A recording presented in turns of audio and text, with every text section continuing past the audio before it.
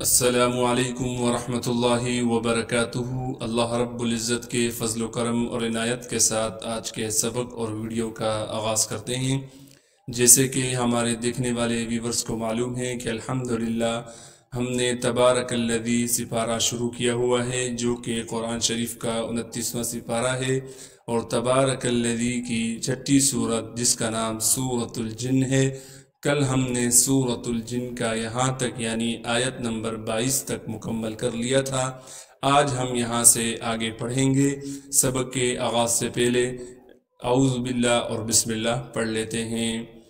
اعوذ باللہ من الشیطان الرجیم۔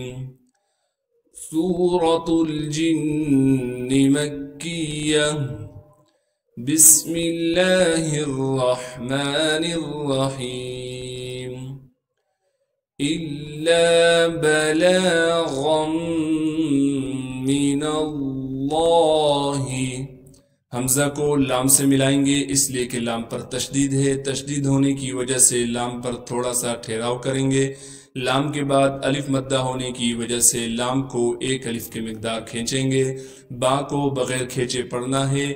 لام پر کڑا زبر ہونے کی وجہ سے لام کو ایک الف کی مقدار کھینچیں گے۔ غین کو موٹا کر کے پڑھیں گے اور غین کو آگے میم مشدد سے ملا دیں گے غنہ کے ساتھ۔ غین کے بعد الف مدہ موجود ہے، لیکن ہم یہاں پر الف مدہ کو نہیں پڑھیں گے کیونکہ ہم نے غین کو میم سے ملانا ہے، اس لیے کہ میم پر تشدید ہے۔ تشدید ہونے کی وجہ سے میم پر غنہ کیا جائے گا۔ نون کو لفظ اللہ کے لام سے ملا دیں گے، اس لیے کہ لفظ اللہ کے لام پر تشدید ہے، اور لفظ اللہ کے لام سے پہلے زبر ہونے کی وجہ سے لفظ اللہ کے لام کو موٹا کر کے پڑھیں گے، اور اللہ کے لام کے اوپر کڑا زبر ہونے کی وجہ سے لفظ اللہ کے لام کو ایک الف کی مقدار کھینچ کر پڑھیں گے۔ ہا کو بالکل نہیں کھینچنا ہے۔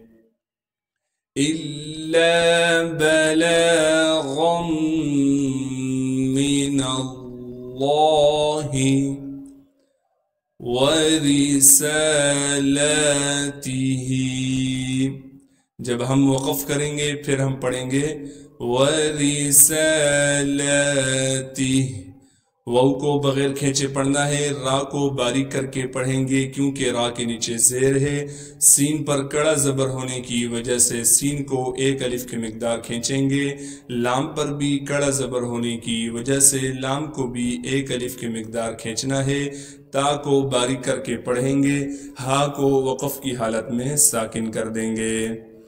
إِلَّا بَلَاغًا مِّنَ اللَّهِ وَرِسَالَاتِهِ وَمَن يَعْصِ اللَّهَ، واو کو بغیر کھینچے پڑھیں گے۔ میم کو یا سے ملا دیں گے۔ ادغام کے قاعدے سے نون کو ہم ختم کر دیں گے۔ نون ساکن کے بعد حروف یرملون میں سے یا آ گئی ہے، لہٰذا اب اس نون کو ہم یا میں چھپا دیں گے۔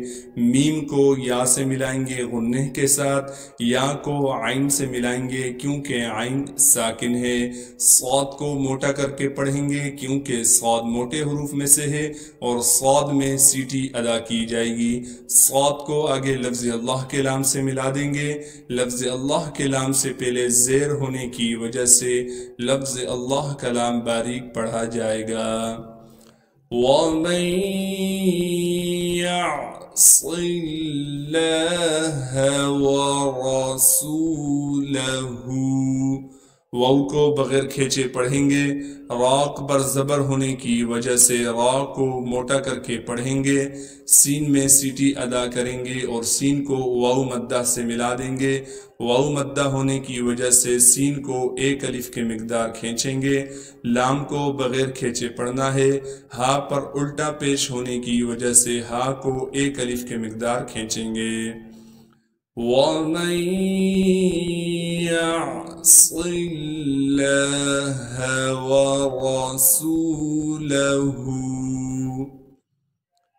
فَإِنَّ لَهُ نَارًا، فا کو بغیر کھینچے پڑھیں گے۔ اکثر بچے یہ غلطی کر جاتے ہیں کہ ایسی الف کو دیکھ کر وہ یہ سمجھتے ہیں کہ یہ الف ہے، لہٰذا وہ فا کو کھینچ لیتے ہیں۔ یہ بات یاد رکھیں، الف ہمیشہ خالی ہوتا ہے، اس پر زبر زیر پیش کچھ نہیں ہوتا۔ اب اس الف پر زیر آنے کی وجہ سے اب یہ حمزہ بن گیا ہے، لہٰذا ہم فا کو نہیں کھینچیں گے، حمزہ کو ملائیں گے نون مشدد سے غنہ کے ساتھ، لام کو بغیر کھینچے پڑھیں گے، ہا پر الٹا پیش ہونے کی وجہ سے ہا کو ایک الف کے مقدار کھینچیں گے اور ہا کو سینے کی جانب سے، گلے کا وہ حصہ جو سینے کی جانب ہے وہاں سے ادا کریں گے۔ نون کے بعد الف مدہ ہونے کی وجہ سے نون کو ایک الف کے مقدار کھینچیں گے اور را کو موٹا کر کے پڑھیں گے کیونکہ را پر زبر ہے۔ فَإِنَّ لَهُ نَارَ جَهَنَّمَ، جیم کو بغیر کھینچے پڑھیں گے، ہا کو نون سے ملائیں گے غنہ کے ساتھ، میم کو بغیر کھینچے پڑھنا ہے۔ جہنم خالدین فیہا، خا کو موٹا کر کے پڑھیں گے، خا پر کڑا زبر ہونے کی وجہ سے خا کو ایک الف کی مقدار کھینچیں گے، لام کو بغیر کھینچے پڑھنا ہے، دال کو یائی مدہ سے ملا دیں گے اور دال کو ایک الف کی مقدار کھینچیں گے، نون کو بغیر کھینچے پڑھیں گے۔ اسی طریقے سے یہاں بھی فا کے بعد یا مدہ ہونے کی وجہ سے فا کو ایک الف کی مقدار کھینچیں گے، ہا کے بعد الف مدہ اور الف مدہ کے اوپر چھوٹی مد ہونے کی وجہ سے ہا کو تین الف کے مقدار کھینچیں گے۔ خالدین فیہا ابدا، حمزہ کو بغیر کھینچے پڑھیں گے، دال پر جب وقف کریں گے تو دو زبر ہونے کی وجہ سے دال کو ایک الف کی مقدار کھینچیں گے۔ وَمَن يَعْصِ اللَّهَ وَرَسُولَهُ فَإِنَّ لَهُ نَارَ جَهَنَّمَ خَالِدِينَ فِيهَا